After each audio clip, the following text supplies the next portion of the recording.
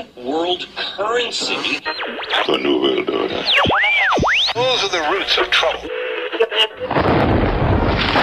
I imagine that right now you're feeling a bit like Alice, tumbling down the rabbit hole. Let me tell you why you're here. You're here because you know something. What you know you can't explain, but you feel it. You felt it your entire life.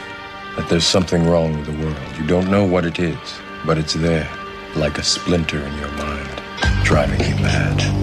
It is this feeling that has brought you to me. This is your last chance. After this, there is no turning back. You take the blue pill, the story ends. You wake up in your bed and believe whatever you want to believe. You take the red pill, you stay in Wonderland, and I show you how deep the rabbit hole goes. All I'm offering is the truth, nothing more.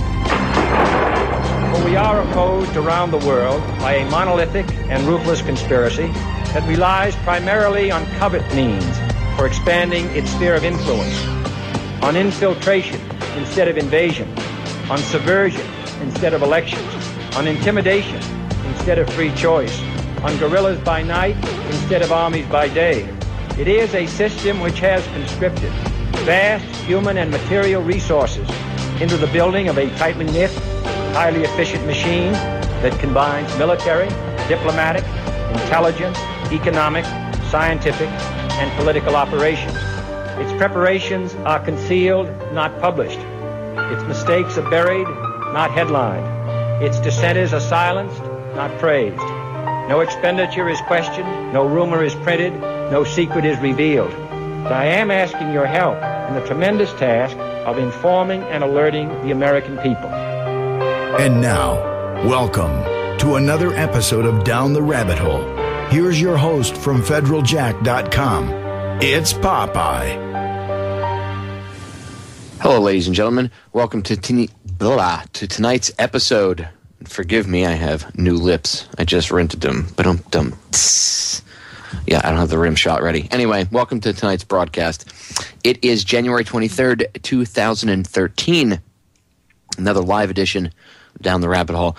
I have a bunch of things I'd like to go over, a bunch of craziness in the news, and there's really one big issue I'd like to tackle tonight, which is this big announcement by the Pentagon that women will now be allowed on the front lines of combat, because I've seen a lot of women screaming, yay, look, see, now we can even fight in combat, although you'd think that women would be quite the opposite against it. But I actually have seen today a lot of people excited about this. And I want to explain to the people that maybe quite don't understand fully what's going on. I've talked about, obviously they need more people in the military. They're, obviously losing people because of injuries and stuff. Recruitment is obviously down because more people are waking up, blah, blah, blah, blah. But I want to de-romanticize the women and equal rights garbage. And I'm not saying that women don't deserve equal rights, ladies. I don't attack women, okay? But it's important for you to understand the truth about equal rights, because if you do not understand the truth and that what you think, this big epic battle was fought on your behalf and blah, blah, blah, blah, blah, well, they use that emotional angle and that garbage to play you. I'm going to play you a quick audio clip in a little while to debunk that. And it's about 2 minutes, not even. I think it's like 1 minute and 38 seconds. It's from the late Aaron Russo. And he's been interviewed multiple times about this subject. And he discusses how Nick Rockefeller was over his house one night and they were having a conversation. And basically the subject of women's liberation came up. And Aaron Russo had this whole idea that women's lib was this, noble cause and everything else. And Nick Rockefeller laughed in his face and told him no, that they had funded it. And he told them why. It was to destroy the family and to get more people into the workforce so they could tax them. And I've said it before, on air multiple occasions. Well, tonight you're actually going to hear, I dug up the audio, so you're going to get a chance to hear Aaron Russo talk about it. And I'm going to show you how between that and dissecting the thing with females in combat, this is really not a good thing, ladies. This is not something you should be running up and down the streets screaming, yeehaw, for equal rights. This shows that they're pushing further with their agenda. So now when they start running out of people to fight in their wars in World War III and whatever else they want to put us in, right? Now, instead of being able just to draft the men, well, now they can draft the women too. Okay? But maybe that'll be good. As Charlie Rangel has said in the past, and I even said, the best way to stop these wars would be to reinstate the draft. And everybody was like, oh, everybody jumped all over Charlie Rangel's dick because he made that comment. And of course, the conservatives attacked him. Even the liberals attacked him. Oh my God, Charlie Rangel, blah, blah, blah, blah, blah. He calls for a draft. You know what? He wasn't calling for a draft. He was making a point. He was saying, and you know what? I, as a veteran, and I don't like personally, I don't agree with Charlie Rangel's politics and a lot of the ethics violations and things he's done and all that stuff. But that aside, he's a Korean War vet, and I think he was looking at the war situation from that perspective when he said that the best way to stop this garbage and stop sending our men and women to die and be, put into a meat grinder would be to reinstate the draft so it wasn't a small percentage of the country going to fight and die in these wars of aggression while everybody ran around home drinking the Kool-Aid. It would be everybody across the board would be open to it. Now, right now, it would only be 50%, right? Because they would probably only draft men.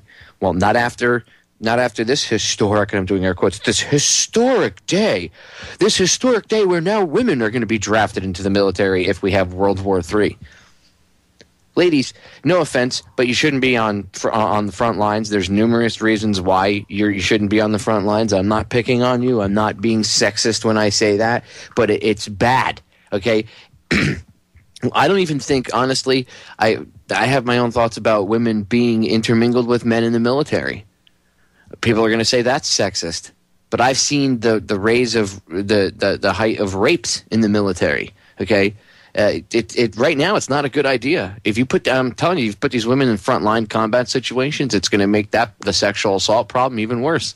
You think it's bad now? It's going to get worse. It's going to get real bad, and it's already bad. I know a lot of older guys that I've talked to about this, and I asked them their thoughts, and they said, there was, you had your instances of rape when they were in Vietnam and stuff, but a lot of times, if the women were in the military, it was nurses support role type thing. You didn't have women on the ground. You didn't have the men exposed to the women the way you do now. Remember the mindset of these, and I'm not defending what happens. I'm just I understand the different things that add up to make this problem what it is. Okay, you have these guys that are dehumanized throughout their training and their boot camp, right? That's what boot camp does. That's what military training is, especially if you're infantry or something like that. If you're Marine Corps infantry, you're going to be dehumanized. You're going to be trained to kill without question and not care if it's a kid, or not care if it's a woman, or not care if it's a young disarmed teenager or something. You're trained to be dehumanized. That even that culture of what do you call it? Being I guess treating women like an object and objectifying women and treating women like second-class citizens. That's put forward. It's a mindset that you to get people to do the horrific things that are expected by these scumbag politicians in these wars of aggression. Okay, they have to get people to act outside of. They have to bring out the everybody has evil and a good side, right? So they have to focus on what did Dick Cheney call it? The dark side. You heard the audio when I played.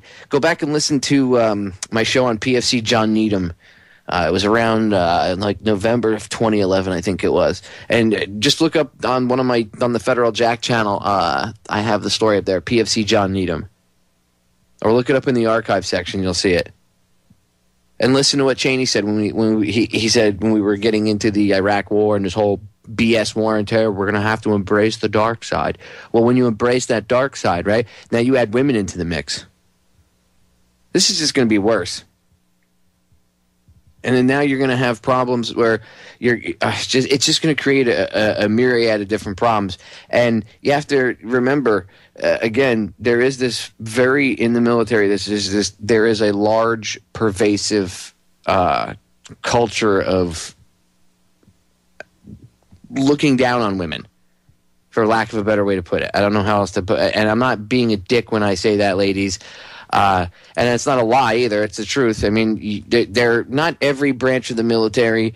Well, every branch experiences it. Let me rephrase that. Not everybody and every branch is like that, but there are.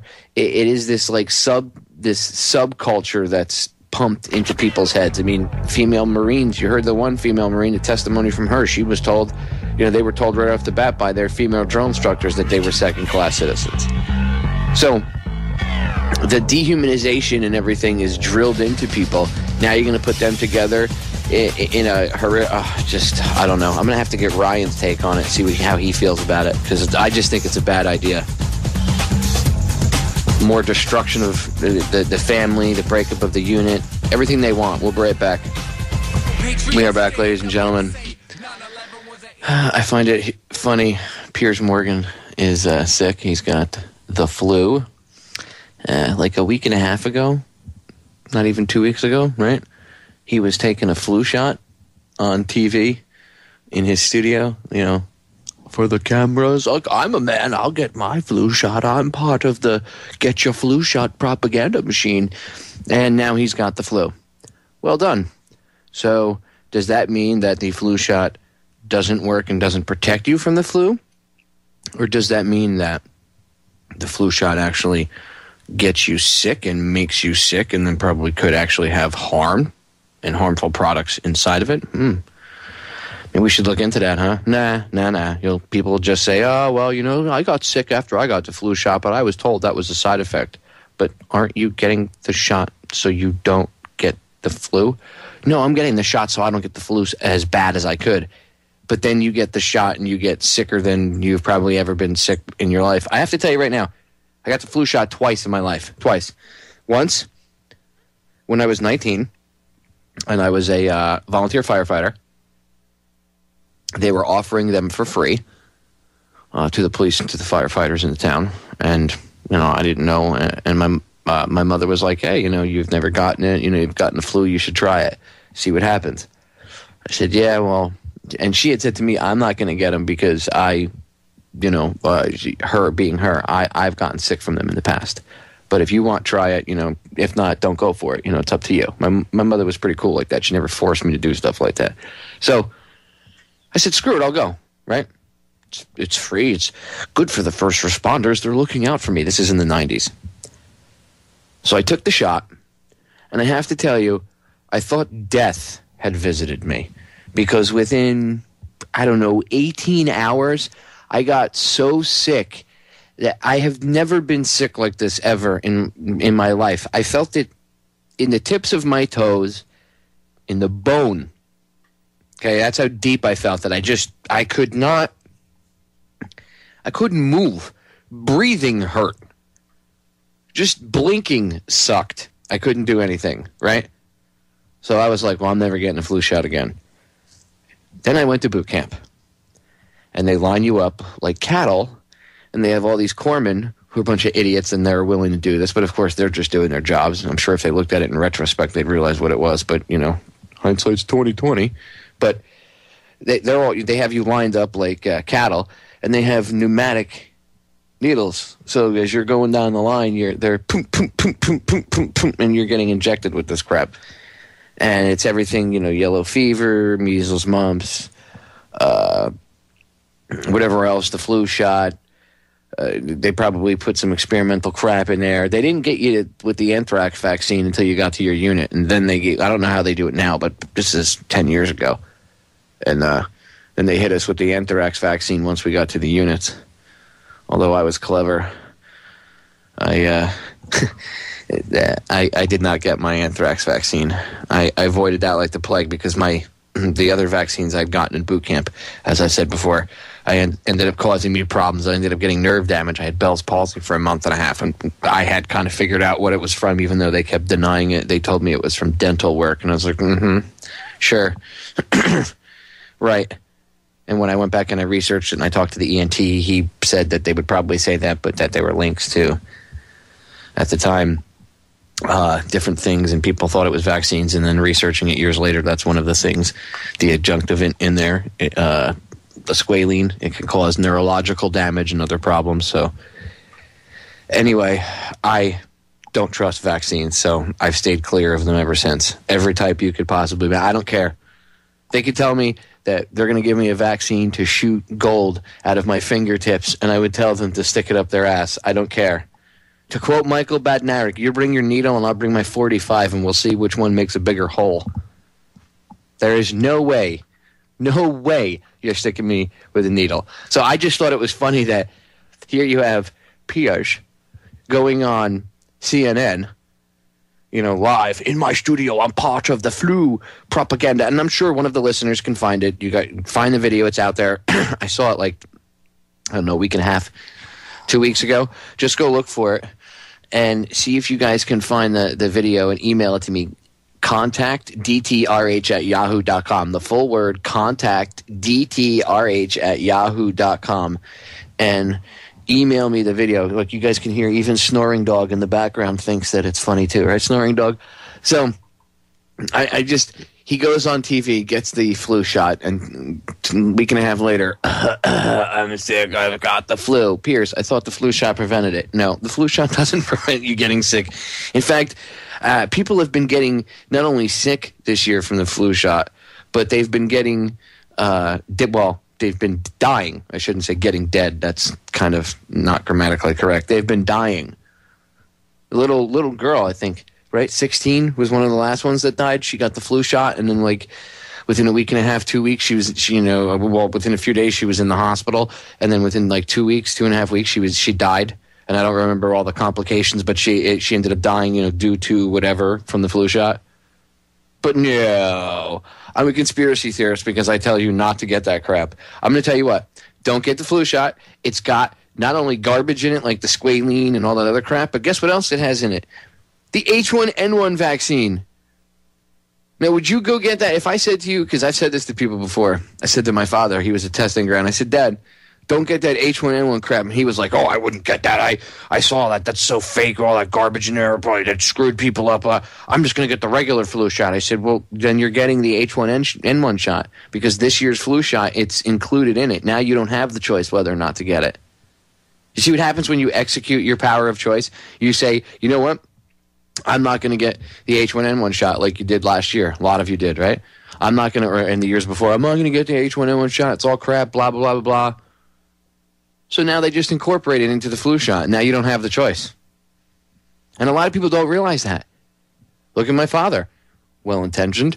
I'm not going to take that crap. That's horrible. Blah, blah. He knows the H1N1 shot is no good for you. He still thinks the regular flu shot's okay. I'm trying to break him of that. But once he realized that the regular H1N1 shot or the regular flu shot had the H1N1 shot mixed in with it, you should have seen his face. Really? And I think he got it. And I was like, I hope you didn't, and I'll have to ask him. But, they give it away to the vets for free. By the way, guys, when you go to the VA, if they ask you, did you get your flu shot? Tell them you don't want it. Well, why don't you want it? Tell them it's against your religion. And if they ask you what your religion, you make one up. It doesn't matter. Tell them you're Buddhist. You're suddenly Catholic. I don't know. Suddenly you found God. You don't want needles in you. Tell them to keep that crap away from you. My doctor, I kind of feel bad for him in a way. I mean, it sucks because he was put in a situation of lose his job, or one of my doctors, he was put in a situation to lose his job or take the flu shot, and he knows it's no good. So it's like, what do you do? Now, if you're in the system, if you own your personal practice, you can just say, I'm not taking that crap. I wouldn't give myself that shot. What do you do when you've been working in the system for 30 years, 40 years, and you don't plan on retiring yet because you're just not financially stable enough to retire yet? What do? You got to make a really hard decision, and it sucks. He made it. He took it, and he was all worried. And I told him, I said, "There's ways to, I don't know if it fully cleanses it, but I've seen detox stuff, natural stuff. So I kind of steered him in the right direction. But he knows this stuff's no good. I gotta admit, he's cool. He doesn't even ask me. He knows not to ask me if I want the flu shot. Don't take that crap. Piers is a walking example. He took it and week and a half later, he's sick as a dog. That thing doesn't help you at all. Eat healthy, take vitamin C. Stay away from sick people. We'll be right back. We are back, ladies and gentlemen. Okay, I want to donate the rest of the half hour here, or dedicate, whatever the proper terminology is. I love when I get emails telling me, sometimes you're a great speaker, Popeye, but once in a while you might use the wrong word here or there. And I know, and I usually catch myself, and I fix it. Thanks.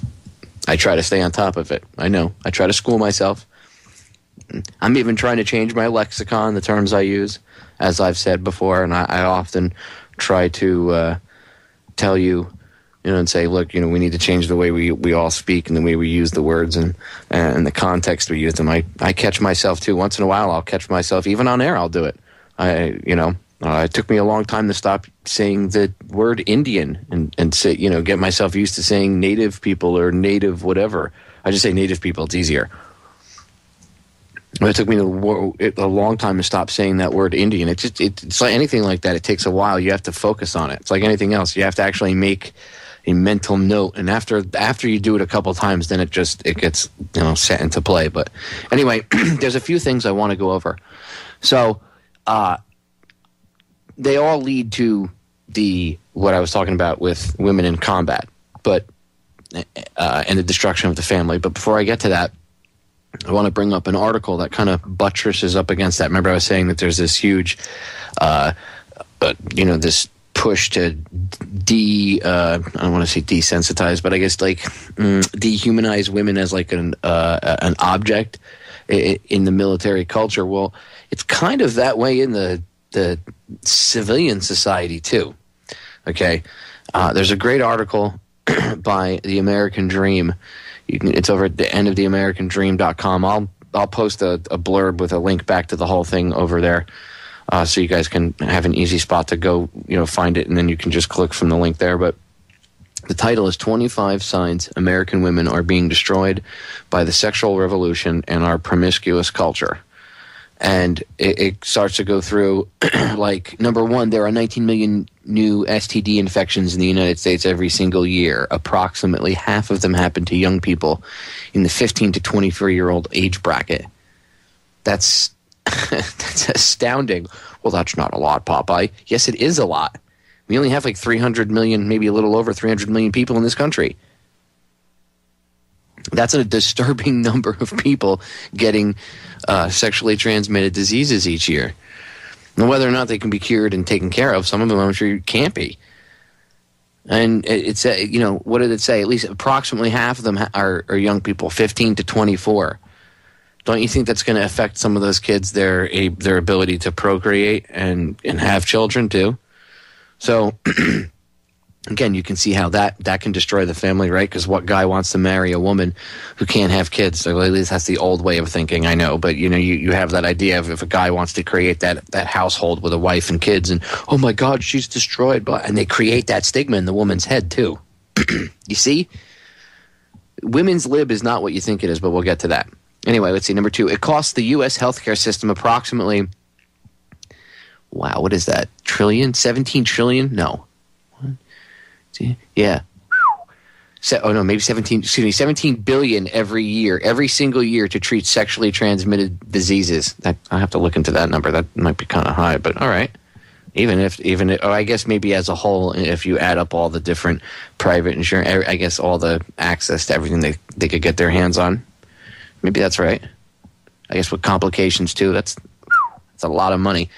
Number 3, there were more than 1.4 million cases of chlamydia reported in the United States in 2011. An astounding 33% of those cases involved Americans that were younger than 20 years of age. Wow. 33% of 1.3 million cases of chlamydia involved Americans that were younger than 20 years of age. Wow. Number 4, it is estimated that about 1 out of every 6 Americans between the ages of 14 and 49 have genital herpes. Wow. 24,000 American women become infertile each year due to undiagnosed STDs, you see? So that could be. I'm sure obviously that 24,000 is probably like a side. If you cut that out of a chunk of whatever one of the other numbers above, but still, that's a lot of women now are becoming infertile each year due to STDs. In the United States today, approximately 47% of all high school students have had sex, which I have to tell you is a lot, because even when I was in school in the 90s, and I know that maybe I'm coming across like an old fart when I say this, but when I was in school in the 90s, it wasn't like it is today. I saw this thing on HBO a couple years ago. It blew my mind. There's these kids, these high school kids, and this girl, she couldn't have been more, maybe 14, 15 years old at the most. And I was, this is probably going back 8 years ago now. So it was something about kids and sex and stuff, and I don't quite remember the title of it, the exact titling or whatever of the film. I'm sure if you go to HBO, you could probably find it in their documentary section. But what the hell was it called? Never mind. I'll get sidetracked trying to think about it. Just go back in HBO's documentary section, like between 2002 and now, and look for something about kids and young kids having sex. It was in there. Anyway, this girl was like, "Oh yeah, we give blowjobs to guys if we like them," and I about fell out of my chair. I was like, "What?" And she said it plain as day. Yeah, if we like a guy, you go down on him. You don't have to have sex with him. You just, you blow him. Now, I'm not old-fashioned or anything. I'm a guy. That's great and all, but I mean, kids really, they didn't. When I was a kid, these girls didn't exist. There was maybe, there was that one chick or maybe two girls that they did it maybe privately if you hooked up guys and girls, but this culture of blowing 4 or 5 guys by the time you're in 9th or 10th grade was just didn't exist. Wasn't there. And you have a lot of these young kids, it's very sexual now. As I said before, I don't know how guys let their daughters walk out of the house dressed the way they do. I say to my wife all the time, I say, if that was my daughter, there's no way she'd walk out of the house. I don't care. Oh, well, that's what society does today. I don't care. I don't care. If my mother were alive, she would not let my daughter walk out of the house like that. Are you kidding me? She would kill me and smack me across the mouth for letting me do something like that. There's no way if I had a daughter I would ever let her walk out of the house, ever, dressed the way some of these fathers let that. I just don't get it. I don't, call me old-fashioned. Look, I like a beautiful-looking female, just like the next guy. Okay, I worked in a tattoo shop. I was a body piercer. Women used to pay me for me to then take them in my booth and make them get naked. And I used to look at their bodies and be able to check them out in full splendor. Okay, so I'm not a prude or anything, but kids should not be being sexualized. And then I get the argument, well, some kids are sexual, Popeye. Okay, if the kid shows the signs naturally of maybe maturing sexually in that direction at a younger age. Some kids do. Not every kid does it the same. If it was natural, not brought on by TV and whatever they're taught in school, plus all the hormones and all the crap that's in the water and the food supply and the shots they get and everything else, well, then, yes, I would say, and even dealing with that somewhat, take it on a case-by-case basis. But it should not be a blanket thing that children should be being sexualized at such a young age, because now you're having kids. We thought it was bad when my senior year, I think, by the time I was a senior, we had 7 or 8 girls that were either pregnant or had kids already over the course of like 2 years. So between 10th grade and 12th grade. There was really 7 or 8 girls, and we thought I don't even think it was that high. Maybe that's even high. Maybe it was like 6, and everybody was like, "Oh my God, oh my God, I can't believe it. Oh, the shame, is hush, hush, hush. You don't talk about that stuff, shh, shh, shh, shh. Now there's a show on TLC. I'm pregnant, so is my kid, or whatever the frig it is. And it's like a 30-something mom who's pregnant with her teenage daughter, because the mother got pregnant at a young age. And then now she's in her 30s, and she's got a teenage daughter. And the teenage daughter, who's like, I don't know, some of them in the case that they're like 15, 16, they're pregnant. So you got a 16-year-old, like 15, 16-year-old daughter who's pregnant, and then the mother who's pregnant, and they make a show out of it. That's TLC, the quote-unquote learning channel. And they wonder why the morals are...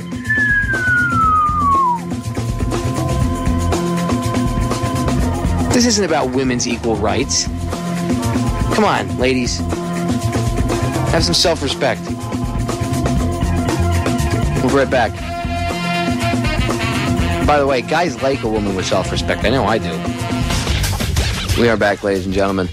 And I'm just going to probably end up focusing the rest of most of the broadcast on this, even in the second hour, because this is something that's really important. And since, I mean, there's so much to cover on, and even just reading part of the article, I haven't even gotten into the audio yet for you guys. I'm not even done reading part of the article yet, because there's just so many things and ways to point out, and they, different, because people will come to me and say, well, I understand, but this, or but that, well, times are changing. Yeah, but that just because times are changing doesn't mean it's right.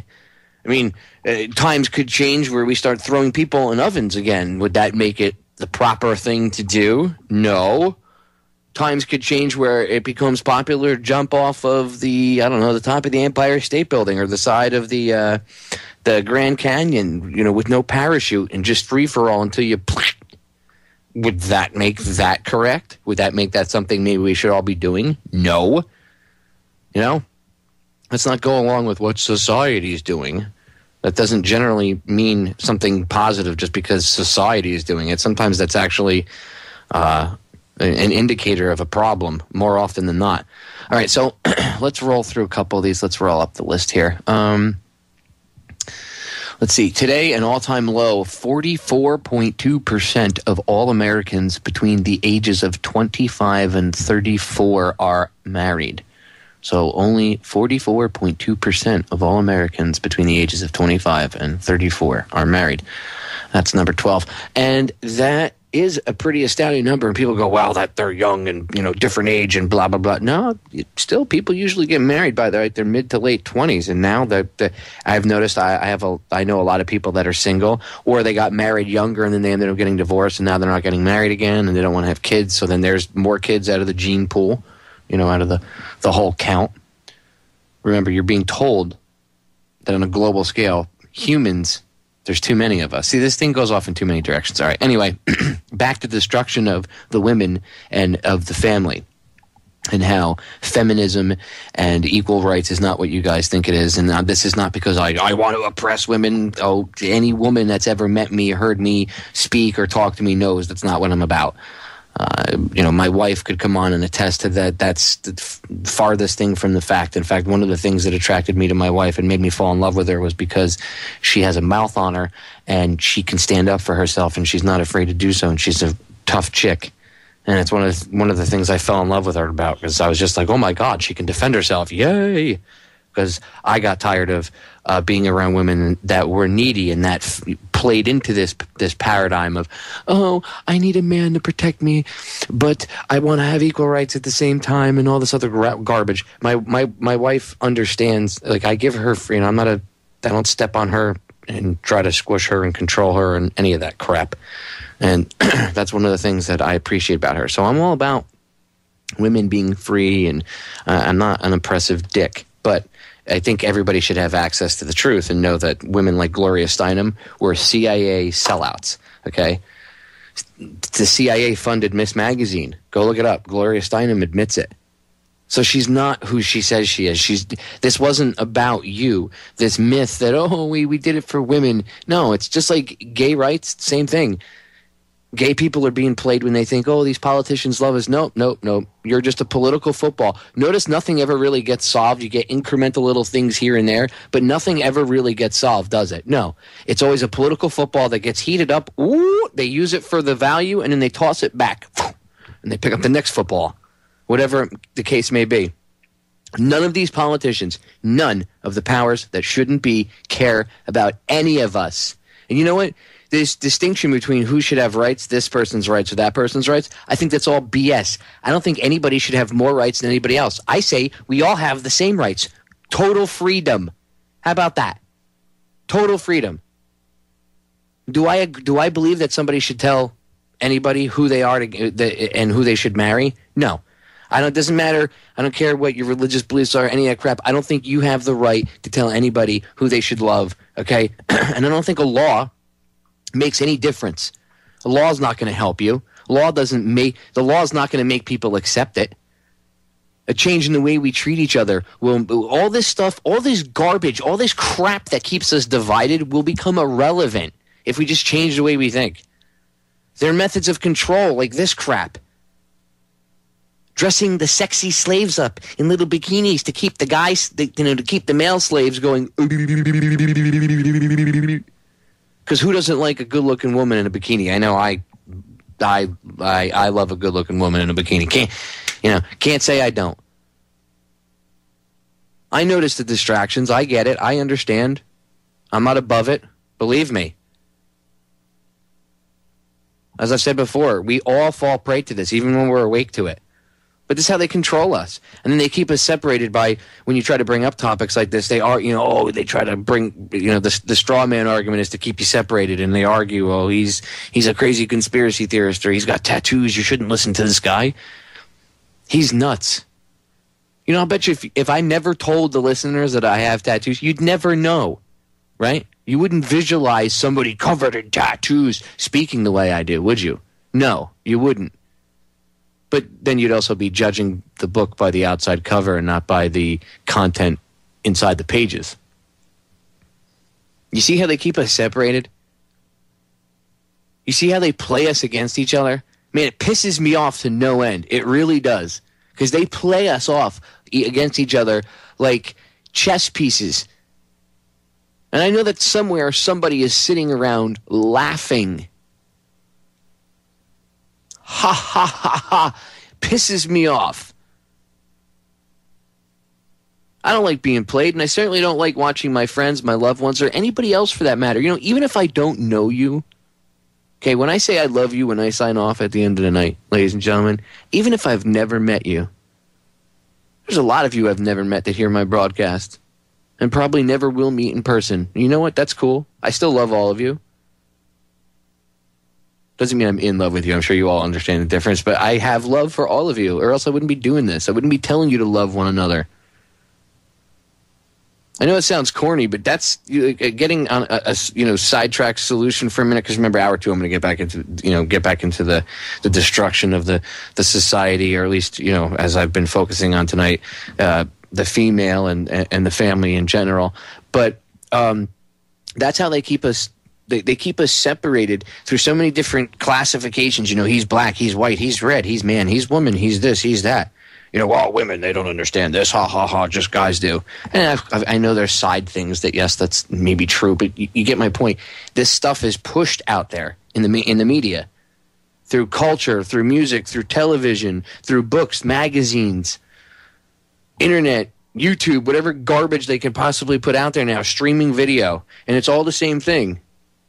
You see, if they can keep us all arguing amongst ourselves and bitching at each other for our differences, like, I like you and everything's cool except you have blonde hair and I don't like blonde hair, or you have tattoos and I don't like tattoos, or whatever retarded argument could be thrown at you. I mean, who cares how different we are? Instead of picking on each other for our differences, why don't we start celebrating each other's differences? How about that? How about who gives a shit about our differences? Do we all bleed? Let me ask you a question. You go to the hospital. You're laying in a hospital bed about to die. And the doctor says, we have a heart for you. We're going to put it in, sir. We're rushing you to the operating room. Do you sit up and go, it's not from a Negro, is it? If you do, then you're a racist a-hole, and you don't deserve the heart, and you should, kick off into eternity. One less jerk-off on the planet. Maybe that's rough for some people to hear. But honestly, I really don't think at the very last minute, if you're about to kick off, that you're going to be like, well, I don't want that heart because the guy was black or Chinese or he had tattoos or whatever. You're going to want the heart. You're going to need the organ to live, right? I mean, we all operate the same way. Who gives a shit how we look on the outside? I said the S word twice in the same 10-minute segment. Whoop, whoop. FCC is going to come yell at me right there. Wish you guys had video. You could see what I'm doing to the FCC right now. Seriously. They keep us separated. This is ridiculous. Who cares? Seriously, who gives a crap? Do vehicles, cars, gasoline cars, they all run the same, right? The engines? There might be a little tweak here or a little tweak there. Basic principle is the same, right? Our bodies are the same way. We function the same way as human beings. We all breathe. We need air. We need water. We need food. But instead of focusing on the basics, taking care of each other and positive stuff, no, we allow ourselves, and people, I'm not ragging on us, but we've allowed ourselves to be duped. So let's stop doing it. You know how you fight this stuff?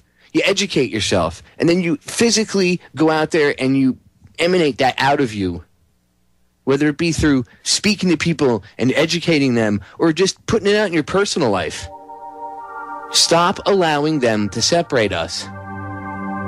They've broken the families up. They're and then they're just trying to keep everybody separated. And now that they've broken the families up, or they're pretty much maybe at least halfway through the process, if not more, they attack religion. And I'm not saying I back religion in any shape, any one religion, but the reason they do that is because it's something for people to identify with. They're trying to take away anything that you can identify or use to identify with other people and come together. They need you to be alone and afraid to control you. Step up and say, F you, I'm not afraid. We're back with hour number 2. Do not go anywhere.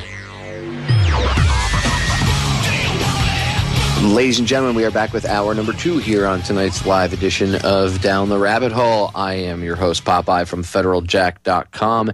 It is January 23rd, 2013. And as I said in hour 1, I had, I usually shoot from the hip anyway, but I had a few things I had wanted to, do commentary and cover and stuff tonight, but I'm going to put all that stuff to the side, and I'm going to finish, hour 2 here with the same thing that I've been talking about in hour 1, which is the destruction of the family, the lie behind the so-called women's liberation movement, the sexualization, of the children, especially the young females, and how it's just being used to destroy and control society, basically. And I've covered a few things, and like I said, in hour 2, I still have the full hour here to finish going over the other stuff for you. I want to get right back into it because I know hour 1 I got a little sidetracked with, I threw a little bit of solutions and stuff out there, which is important. I'm, constantly doom, gloom, bad, and not offering any type of solution is not how I roll. And I know the solution is usually oftentimes the same thing, and a lot of people, I get emails, and I'll get an email from perhaps.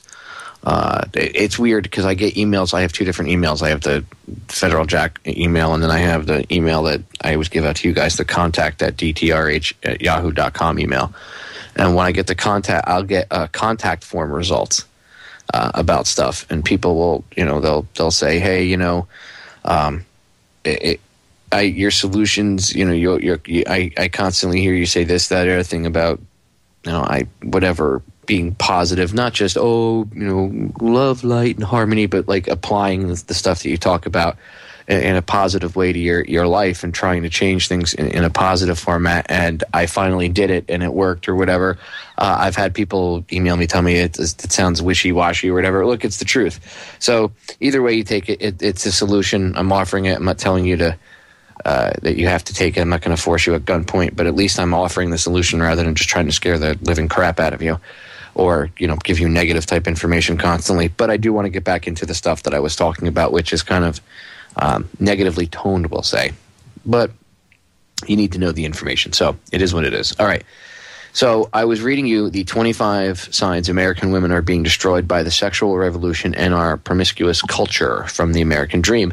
And yes, we do have a promiscuous culture. I have to tell you, again, when I was a kid, it's very different. I mean, you had obviously the stuff, all the different hormones and everything else that's being pumped into kids and into the foods and into the water supply and everything else probably has something to do with it too. Well, not probably, definitely has something to do with it. And the BPA and everything. But when I was a kid, girls didn't have boobs. You had one girl, maybe two girls in school that had boobs. And of course, they got all the attention. But girls really didn't blossom until they got out of high school and they got into college. And then you ran into the chick 2 or 3 years later and you were like, holy crap, you're not the same girl I went to high school with. But that's not how it is anymore. These girls are, I don't know, 14, 15, and they have, a set of breasts on them that you'd see on a 20-year-old. And a lot of it is the hormones and everything else in the water. And then, well, that's and the BPA, that actually has a lot to do with it. And then, these young kids, they see that, and then on top of it, you have the sexualization being pumped into their heads. So now they have the physical in front of them, and then they their minds are being altered. Girls didn't give out blowjobs to guys. I'm gonna be kind of blunt here, okay? So if I offend anybody, I'm not trying to be offensive or shock jockish, but girls just didn't give out blowjobs randomly to guys when I was in high school. I mean, I made the joke when I was talking about Hour One, how I saw that special on HBO, and the girl was like, "Oh yeah," she was like 14, 15. She was like, "If we like a guy, we blow him." And I made the joke to my friend when we were when he showed me the video. We were watching it, and he said, "Do you believe this?" And I joked. I looked at him. I said, "Where were these girls when I was in high school?" And I know it sounds like a crass joke, but I mean, once I thought about it, I mean, the joke. That's how my mind works. I'll make maybe a snarky or sick, twisted joke or something, but from that joke, my brain ends up starting to think about things, and I thought about it, and I was like, wow. I mean, look, the culture is being. Our culture, let's see, not even. I don't want to go 50 years because that sounds like a lot. Although if you go back 50 years. Huge difference. But okay, let's do 50 years, because Ken from the Information Nation here on the network, I've talked to him about this before on air. He's Ken's 60, and going back 50 years ago, he'd be old enough to remember how society was. And I guarantee you, if Ken's listening and he was near the chat room, he'd be able to attest to this. And if he's listening, I'm sure he's going, "Yes, you're right, Popeye." But he said this on air before. Culture and society were just completely different. There were strip clubs and people had sex, and there were swingers clubs and all that, but it wasn't in your face. Your 9-year-old kid didn't know what fellatio was. Your 9-year-old kid didn't come home and say, "Hey, you know what they told us at sex ed in school today? Fisting." That's what they're doing in New York City. You think I'm kidding? Go just look the articles up, whatever search engine. I don't want to say Google it. I'm trying to break myself of using that term, taking it out of the lexicon. So search engine it, or whatever you want to call it. Look it up. Do you really think children should be taught fisting? No. Really? And I would love to debate somebody on that. Well, you never know that kids might need. In fact, Jim Fetzer and I talked about this actually the last time he was on. And he agreed that, he said, he was for the sex education stuff. And then I said, what about teaching fisting and stuff? And he's like, no, that's out of control. And he didn't even know that that's what was going on in some schools. And he thought that was appalling.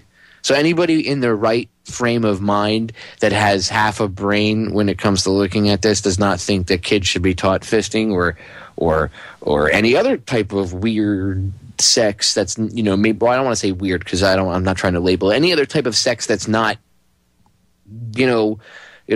for procreation purposes, or things that they could learn when they go to college. They don't need to be learning that when they're 9, and the teacher should not be teaching them that crap. I've seen sex education classes where they're actually, I think this is out in the West Coast, they're doing this, they're having porn stars come in and actually screw in front of the class or use dildos or whatever. I mean, I'm not making this up. I'm not. I know. I'm crazy. I'm nuts. I'm totally nuts. Right? I'm making it up. No, go look it up. I swear. Honestly, I wish people that I was making this up and that this was all hyperbole, but I swear to God, go look it up. Just go look. I mean, where do we draw the line? People are going to say, well, you're being old and wishy-washy. No, again, first of all, I think parents should be teaching the kids about sex and stuff like that. I don't really understanding how the educational system works now. I don't think schools should be teaching sex ed at all. And people go, well, what about teen pregnancy and everything? Well, the rise in teen pregnancy, is that really bad parenting? Or do you think it's more – and the parenting has something to do with it, but don't you think it's also largely in part to due to the all the garbage that's pumped out on MTV? And that it's cool to have multiple sexual partners and condoms. You don't need condoms. You don't have to worry about that. Pull and pray works. And then the guy doesn't even pull out. Oops, you're pregnant. You don't think that has anything to do with it? Maybe making it popular and cool to be pregnant and being a teen mom. Now it's fashionable for a girl. You know, there are girls. They just go look it up. You'll see it on YouTube or whatever friggin' video service of your desire. There's girls that can't wait to get pregnant. I'm sure there's videos of it out there where people have been interviewed and the little girl will be 14, 15 years old, maybe 16. Oh, I can't wait to have a baby. What? My goal is I want to have a baby as soon as possible. Well, you're a baby. What do you mean you want to have a baby? Get out of here. And the mother's like, oh, I'm so proud. Somebody should roar up and punch that person in the face. If they, not the kid. That kid needs to be schooled. The parent needs to be punched in the face. We'll be right back. Somebody messaged me on Facebook during the break and asked me what was my opinion of toddlers and tiaras. I guess they have not heard me go off on that, but that's another part of this thing too, right? That's the same stuff, the sexualization of children, toddlers and tiaras. Thank you to the listener that sent it in. I won't call your name out, but you know who you are. And I appreciate you bringing that up because I know it's a side issue, but, quick point. Point well taken. Toddlers and tiaras, I've ranted about this hundreds of times. Disgusting show. Producers should all be locked up for producing child pornography. TLC should be ashamed of itself, and the parents that put their kids into these things. And I don't want to hear it. I know people, gymnastics, blah, blah, blah. No, that's not what this is not that. This is twisted. Okay, I'm talking this Jean-Benet Ramsey type stuff, this dressing your kid up like a little doll. And then some of the parents, they had their kids dress up in little outfits that even though in the adult version of it, maybe some pop star wore it, there would be skin there. They have the nude colored material or whatever. That's not the point. And some of them actually they are skimpy. They don't have that there. It is cut out, which is disgusting. You should not be dressing your kid up like a little doll and parading them around. You're like, it's like the pedophile road show. Seriously, it's disgusting. Stop it. Parents, whatever. You can hate on me. You might like my show and you put your kids in pageants and you can hate my guts. I think it's effed up. I really do. People wonder why I don't have kids. Popeye, why do you have dogs and not kids? Gee, I wonder. The world is just too screwed up right now. Seriously. Maybe if we can change it, I'll have kids in the future. But I don't know. The world's too screwed up of a place. Anyway, I don't want to get sidetracked with toddlers and tiaras. But again, that show in itself, right? Sexualizing little kids, putting it out there that it's, in this the culture out there that, look, these little kids are dressing up like whores. They're 4 or 5 years old and their moms are dressing them up. So why can't I put on makeup at 9 or 10 or 11? But no, that doesn't have any effect on culture whatsoever. Popeye, are you one of these people that's just these conspiracy charged that thinks media has anything to do with society and culture? No, I don't think. I know it does. Even the CIA knows it does. You should read their own white papers on it.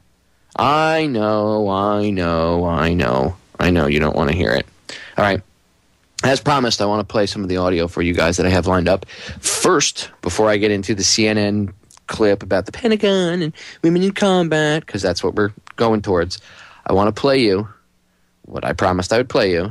It's about 1:38. It's Aaron Russo from Beyond the Grave, and this was from the one of the last interviews he did. It was on this DVD called Reflections and Warning. Jones interviewed him, and if you go listen or watch it, whatever, you'll hear the full interview, and he talks about the Federal Reserve and everything else. But the context of what we're talking about, the crux of it is here in this 1:38 second section. So here, take a listen to what Aaron had to say. Check it out. Well, one of the things they told me was that he's at the house one night. And he, that Aaron is referring to in this, is Nick Rockefeller. And he would talk, and he started laughing. He said, Aaron, what do you think women's liberation was about? And I said, I had pretty conventional thinking about it at that point. I said, I think it's about women having the right to work, getting equal pay with men, just like they won the right to vote, And he started to laugh and said, you're an idiot. And I said, why am I an idiot? He said, let me tell you what that was about. We, the Rockefellers, funded that. We funded women's lib, And we're the ones who got all over the newspapers and television, the Rockefeller Foundation. He says, and you want to know why? He says, there were two primary reasons. And one reason was we couldn't tax half the population before women's lib. And the second reason was now we get the kids in school at an early age. We can indoctrinate the kids how to think. It breaks up the family. The kids start looking at the state as the family, as the school, as the officials, as their family, not as the parents teaching them. And so those are the two primary reasons for women's lib, which I thought up to that point was a noble thing. When I saw their intentions behind it, where they were coming from when they created it, the thought of it, I saw the evil behind what I thought was a noble venture. You see how history is not what you think it is? And that's you can go look up who Aaron Russo was. And he's actually the guy that created Restore the Republic. I spoke to Gary Franchi last week. He handed the reins over from Restore the Republic to Gary. Okay, Aaron was a filmmaker, music producer, movie producer, and you can look him up. But he had, obviously, he knew Nick Rockefeller. Now, it's interesting that he got sick, after he wouldn't play ball. Kind of makes you wonder if they gave him a shot of cancer somehow, one way or another, did something to him, but because that's what he died of, cancer. But Russo had an insider's point of view, and he had done these interviews a couple times, and here you have, right from the horse's mouth, that Rockefeller told him that the reason that they had, for what women's lib and what you think it is not what it is. It's completely not what you think it is. And ladies, I'm not trying to say you don't deserve rights and be a sexist. Don't take it that way, okay? That would be like a straw man argument of what I'm saying. All I'm saying is, yes, everybody. It doesn't matter if you're a woman, if you're black, white, red, gay, not gay, whatever. It doesn't matter. We all deserve the same rights, okay? Equally across the board. I don't believe in women's rights or white people's rights or black people's rights or gay people's rights. I believe in human rights. End of story. No separation amongst us. We're all humans. I don't care. I don't care. I really, honestly, I don't really have, people have asked me this 100 times. I don't care about homosexuality. I don't care. I really do. As long as any type of sexuality is not pushed onto children, I've said this 1,000 times, I don't care. But when it comes to homosexuality, who am I to tell somebody who the hell to love and who they can't love? Who the frick am I? Seriously. I'm nobody to tell anybody who they can love. So, and in this day and age, love is so hard to come by with the way things are so screwed up. If somebody can love somebody else and stay together, I don't care. Do it. Go for it, okay? You don't need a license to do it. I think all that is crap. A lot of that plays into the laws and the way they control us. Actually, it all plays into the way they control us one way or another, right? And I had to throw that out there because I have gotten asked before how I felt. I think when it comes to rights, none of us deserve any special rights. We all have the same rights. Now, I don't deserve any more rights than anybody else. Nobody deserves any more rights than I do. We're all equal, right? See, by getting us divided right off the bat, now they got us looking at, well, maybe he doesn't get the same rights I do. Does he get this, Does he meet these criteria? Does she? Does that person? Does this person? And we start judging each other. And we're controlled like a bunch of sheep. And now you heard it. Not only, by the way, right, from Aaron Russo's mouth, but not only was it to break up the family, meaning getting the mother out of the house, getting her to work, being able to tax her, but it also got the kids in school at a much earlier age, and now they were able to twist the minds of the children to look to the state as their protector. Who does that sound like?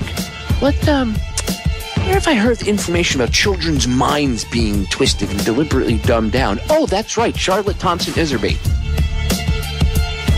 That's right. I'll promo my next interview with her coming back on the other side of the break. I'll let you guys know when it is. Just interviewed her on Saturday, so I'll be airing it again. Coming... ... Tune in. We'll be right back. All right, ladies and gentlemen, we are back. And I'm going to set up this clip to get ready to play it here for you. The Pentagon announcement. I'm going to rip it apart. It's only like 3 minutes of this section. It's only a 3-minute section, and I'm going to play from this longer segment from Wolf Blitzer's. What does he call it? What is it called? The Situation Room. I had to look at the thing because I couldn't even remember what it was to make fun of it because it's just so friggin' ridiculous. Wolf Blitzer in the Situation Room. Oh, man. CNN, I can't take you guys seriously. I'm sorry. I just can't take them seriously anymore. I mean, I know they're the quote-unquote enemy, but for real. Anyway, next Monday is what I'm shooting for with my Charlotte Thompson Iserby interview. It will be 10 to 12 hopefully. The interview was a little over 2 hours. That's why I didn't want to air it tonight, because I still have to finish. I'm going through and I have to cut out all the, we have the interview and then we were chatting before the interview, so I have to go in and cut all that crap out, play with the audio, and then see if it's going to fit in the 2 hours. And if it's not, then I have to cut down a radio version of it and then a full version for the archive. So I'm trying to make sure everybody gets the full Charlotte Thompson Iserby experience as they should. So I had to push it back a few days. So I'm going to air the interview I did with her this past weekend coming up on the 28th, which is Monday, this coming Monday. So this coming Monday, 10 p.m., I will air my interview with Charlotte. Now, I want to get into this crap from Wolf Blitzer's The Situation Room. Just unbelievable. Here we go. Garbage. Get ready, ladies. You're going to get drafted. It's unannounced that the Pentagon will lift its prohibition on combat roles for women and allow them to fight directly on the front lines. Let's go straight to our Pentagon correspondent, Chris Lawrence. He's got the details. This is historic, what is about to happen, Chris. It is, Wolf. It's groundbreaking in many ways. You're talking about Army infantry, Marine reconnaissance units, even special operations forces. By tomorrow, they will technically all be open to women. But when I say you got to read the fine print on this groundbreaking change, you've really got to look closely at what it's saying. The ban on women in combat, it's over. The combat jobs are open. Pentagon officials confirmed to CNN that Defense Secretary Leon Panetta will make the formal announcement Thursday, clearing the way for women to apply for combat specialties and units. Barrel dive. The Navy has already opened submarines to women, and the first female officers joined their subcrews a few months ago. There's always going to be an aversion to change. And so the best way to deal with that is to just go and do my job like any other officer would. Dog handlers patrol war zones, searching for hidden bombs.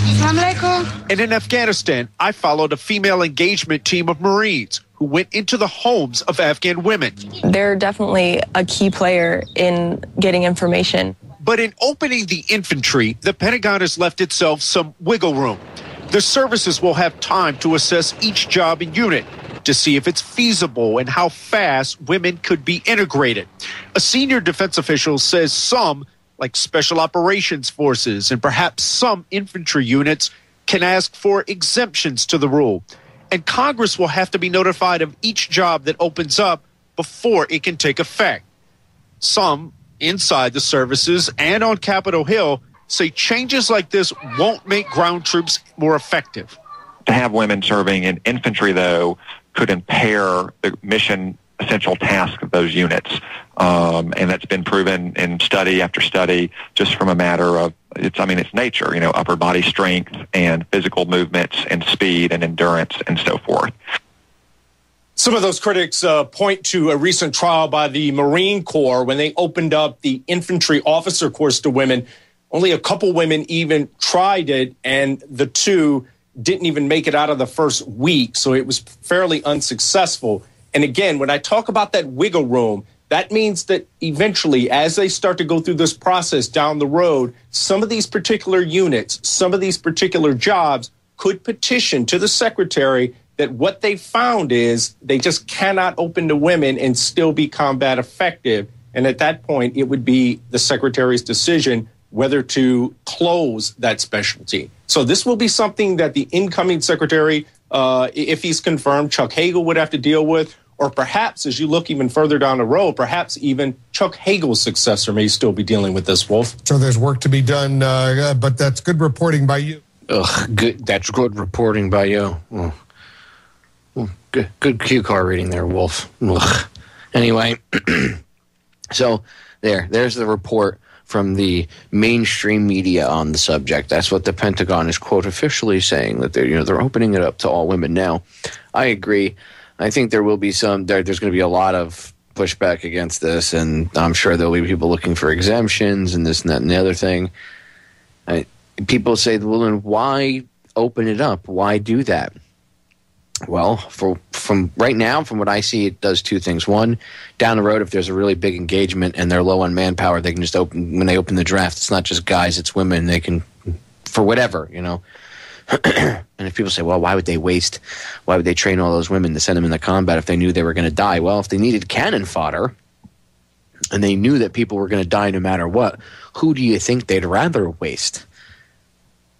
Well, if you can train a Marine or a soldier that is of perhaps they already throw away the ones we have now. So maybe if they train them in their eyes, the women are more disposable. So maybe they'll throw them in the situation. Who knows? Who knows? The point is, if there's a large engagement in the future, more of a dipping pool for them to go into if they try to start forcefully conscripting people into the military. But the other thing is it serves almost like a recruiting tool. And I say that because Katy Perry had a video, I don't know, maybe 6 months ago now. And one of her songs, I don't know what that freaking title is, but the music video is the girl, the boyfriend breaks up with her, or she catches the boyfriend cheating on her or something. And she gets pissed off and she runs away and she's all emotional and she sees an ad for the Marine Corps and she decides, I'm going to be a Marine, and she goes and shaves off all of her hair and she goes to the Marines and everything else. And then the next thing you know, she's through boot camp, and the next thing you know, she's, I think she was in combat. I mean, it pretty much served as a recruiting ad for women to join the military. And that's what I see this as. Right now, more than anything else. I mean, down the road, who knows what they'll twist it and turn it into. Remember, they never benefit one way from any of this stuff. But right now, I see it more of as a recruitment tool to get more females into the military. Oh, come on, join. Now you're not just going to be a corpsman. Look, now you want to be, you actually want to be in combat with the Marines, huh? You want to actually be in the shit, huh? You think you got it, huh? You think you're tough, huh? Think you can stand up and maybe aimed at the real feminists, huh? Think you can do it better than a guy, huh? Come on, you could do it. Draw more women into the military, breaks up the family that much more. And then more women in the military intermingling with the men, it's proven that it's caused a lot of demoralization and it's caused a lot of problems. I mean, look at the rape epidemic. Over 19,000 last year that were reported. Now, who knows what the number was because, of what wasn't reported, right? Come on. We have to use a little common sense. And ladies, again, I'm not saying, oh, it's a man's club and you're not allowed. That's not what I'm saying. But we need to use a little common sense. We need to look at the reality of the situation that's going on right now. And if you start to interject more women into that situation, there's going to be more sexual assaults. It's just the straight up way of things. Women on subs, I can see that going bad. Oh, yeah. How could that go bad? No, she'll never get raped. That wouldn't happen, Popeye. There's cameras on the sub. And they're in such a closed area, nobody would be able to do that. Everybody would know. Really? Nobody would get raped inside of an enclosed area because there's other people around that might watch or might know? What do you call prison? What do you call jail? Oh, because rape doesn't happen there either, right? Wish you guys could see me. I'm rolling my eyes right now. Bad idea. Ladies, again, it's not an attack on you, but this is just an all-around negative idea on so many levels. But they know this. The powers that shouldn't be know this. These scumbags. We'll be right back. Final segment, ladies and gentlemen. I'm going to do what I call the anti-recruiting ad, this segment. And by the way, the live radio does not end when I get off air now.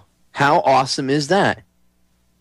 I am not the final guy to leave the studios at night anymore and turn the lights off. Actually, I am honored to have passed the duty on of turning the lights off at the station for the evening to my good friend and brother from another mother, Ryan Brooks. And ladies and gentlemen, he's going to be live every night, 5 days a week, after I am on. And even if I'm not live, on like Tuesdays and Thursdays, randomly I'm live on Tuesdays and Thursdays, and I let everybody know. But when I'm not live, my rebroads are always playing from 11 to midnight. But it doesn't matter. 5 days a week after you hear my voice, after I go off the air at midnight, whether it's a rebroad or a live, Mr. Ryan Brooks comes to you live from the West Coast for another 2 hours. So if you're on the East Coast here, it'll be 12 to 2, so 12 a.m. to 2 a.m. Eastern Standard Time. And if you're on the West Coast, it's 9 p.m. to 11 p.m. Pacific Coast time. Okay? I know it's a little confusing to get used to, but Ryan moved because he had to. It was easier for him because he lives over on the West Coast, so time frame was a little different. And it actually works out perfectly. So if you're a late nighter, which I know a lot of the listeners are, don't worry. We haven't gotten rid of May. We moved May to a new time. In fact, if you go to oriontalkradio.com, go look at the show schedule, and you can see all the new times and what when the rebroads are. Now some of the shows have certain rebroad schedules. So that, like, if you miss a Freedom Link show or one of my broadcasts or Ken or Dr. Carpenter or anybody else, you can go look, and the shows have a schedule of when they rebroad too, a set time for 2 hours here or there. So you can look at that too. But regardless, from 12 a.m. to 2 a.m. Eastern Standard Time, 5 days a week, my boy Ryan Brooks, going strong, Sound of Freedom. Make sure you tune in. All right. This is what I call the anti-recruiting ad, okay? And this is for the women now. Ladies, you don't need to go in the military, okay? You got nothing to prove. Stop it. I know society is making you think that you have something to prove because that's what TV and media and music and everything puts out there. Is this strife of the woman needing to prove herself. Ladies, you know what? Most guys don't think that you need to prove yourselves to us that you're rah, rah, I can jump through fire and wrestle dragons. Just be yourselves. And guys, I mean, I could go off on that's a separate issue. I'll keep it focused on the women because it's been trying to throw some information out towards you ladies the whole evening. So,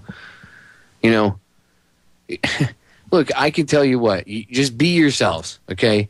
You don't got to try to be G.I. Jane. Don't let society try to tell you that you have to prove yourself to the world because you're a woman. Well, I mean, isn't it kind of weird how you would fight against that, but yet then embrace that very thought to push yourself to fight harder? Come on, it's a lot of that is created again, divide and conquer tactics. Be yourself, ladies. If you're a strong person, be a strong. If you're a strong individual as a woman, just be a strong individual and don't be afraid to do it. And you don't have to join the military to prove that to anybody. I don't think you should be putting yourselves in combat. I don't think anybody should be putting themselves in combat. I don't think anybody should be joining the military for that matter. And do not join the military. I can't repeat that enough. I'm the anti-recruiter. I know. I have friends that get mad at me when I say it that are vets. And they're like, what about defending the country, dude? And I'm like, militia, or how about do you need to be in the military to defend your country? I mean, if there was an invading force coming in and you knew they were going to come rape and pillage your whole family and kill everybody, are you just going to go, oh, well, I'm going to go barbecue out back till they get here? I'm not. I don't need, I don't need to have been in the military to stand up for myself. I mean, I was in the military, but that's neither here nor there. So... anyway, I'm anti-recruiting. I don't think women should be in combat, and I don't think women should be flocking to the recruiter because now you think you're going to be able to get. I want to be out there in combat, so you want to come back and be all screwed up. Let me explain something really quick about the lack of care for female veterans. If you think we have it bad, the guys, okay, and I've explained this at last time when I got a chance to be at the teacher training for the Connected Warriors, connectedwarriors.org, by the way, the yoga classes to help veterans with physical injuries and PTSD and stuff. Okay, I explained this too because most of the teachers were female, so I was trying to get them to, be able to understand something. I said, a lot of the women vets, it would be cool if you guys could have a class for females, just do a yoga class strictly for female vets, on a certain day at a certain time. So you guys could help, just be girls talking about girl stuff, no guys around, and just let, the women be the women. And they'd be surprised how helpful that would be to these women because they don't have anything. They don't have anything at the VA. Now, some VAs are getting better. I think it's actually credit goes up to Boston, I think it is, that they have their female veterans program is expanding or whatever, and they have a couple good doctors that are running it. Again, a lot of the doctors themselves that work for the VA medical system are great doctors, but when you're limited by your bureaucratic idiot bosses above you to what you can do, you're only limited to so much, But women vets don't have a lot of stuff. Let's see. Miami VA, one doctor in the Miami VA medical system. Now, you're going to go, well, that's one hospital, Pop. I'll just go to one of the outside field clinics. No, you don't understand. The Miami VA medical system, okay, the way a VA medical system works, usually in a state, if it's a big state, the VA medical system in one area covers a large chunk of the state. Down here in Miami, it covers a large chunk of what's called South Florida, okay? The Miami VA medical system covers all along the East Coast over here, okay, up to, at least including Broward. It might even go up into Palm Beach, but we'll say at least including Broward County, Dade County, and down into the Keys. Now, that's 3 counties. Count them. 3 counties. Now, I just said Broward County, Dade County, and then I think the Keys is, I think it's Monroe County or whatever it is, if I remember correctly. Three counties. You know how many people are in Miami-Dade alone? How many veterans are down here in Florida? We have one of the highest population of veterans down here in Florida. So in that section alone, in the Miami VA Medical Center, I know this because I've looked all this stuff up. I've gone through it. That's 3 counties down here, okay, in South Florida alone. And I don't know how it is now. The last time I checked into it was, we'll say, 3 or 4 months ago. But the last time I checked into it, they had 1 doctor. Still, and this was going on for a while, for years, 1 doctor. And this was a big deal to even have 1 for female veterans. Now, ladies, let me ask you a question. How would you feel if you were amongst the population of other females that there was 1 doctor to go see? And I'm not talking just for gyno. I'm talking for anything female related, that because obviously males are different, right? So you can see a general doctor, but a woman would, usually the female veterans, they have a female doctor, and it's it's a lot better that way, especially if they were sexually assaulted.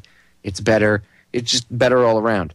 So picture 3 counties with 1 doctor. And maybe even if they have a nurse practitioner, so what? Can you imagine 1 doctor's office? And I'll throw in a nurse practitioner just to help out even, and I don't know if they even have one. I'll just throw that in there just to be fair. Okay? So we'll say they have 1 nurse practitioner, 1 doctor, and 1 doctor's office for 3 counties full of people, highly populated counties, I may add, for women's doctor, for any women's medical related issues. Let me ask you, ladies out there, they hear this on the live broadcast, you hear this on YouTube, archives, whatever. Let me know what you think. Contact DTRH@yahoo.com. Let me know if you think that would be, something that you guys would want to put yourselves through. Well, that's what female veterans go through. I mean, if you think male veterans have it bad, the females have it way worse than we do. I'm not saying that to be sympathetic to them. It's just the straight up truth. They really do. A lot of female vets don't even apply for veterans benefits. There was a time when females couldn't even apply for veterans benefits. I mean, veterans get screwed as a whole, but then when you look at how especially, women do have certain special medical needs, and they don't care. They don't have the doctors to take care of it. That is just the way it is. So, ladies, end of the anti-recruiting ad. Do not join the military, okay? And I hope I've helped enlighten some of you today. And ladies and gentlemen, before we go, I want to just remind everybody that throughout your daily life, very heavily right now, I may add, you're going to be bombarded with fear and division. You need to put on your sunglasses and see the Matrix for what it is. You understand the glasses from They Live or whatever visual you want. You need to see the Matrix. You need to see the code. You need to see through the fear and the angst that they push out on everyone. They do it to control us. I'll catch you all again on Friday. Make sure you tune in. My guest is going to be Kurt Haskell. We're going over the underwear bomber case and more, so make sure you tune in. And stay tuned for Ryan. I'm out of here. Love you all.